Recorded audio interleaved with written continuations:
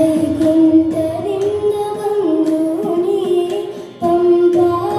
ಕ್ಷೇತ್ರದಿ ನಿಂದು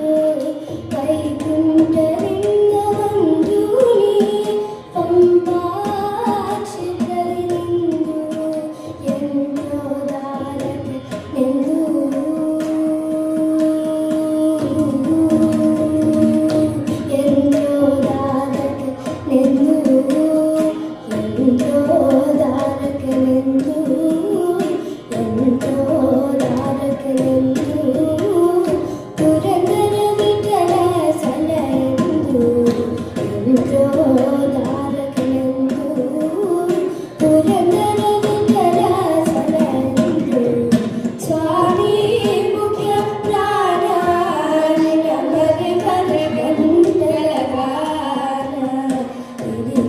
ರಾಮನ ಚರಣಾನಿ ಹೌದೌ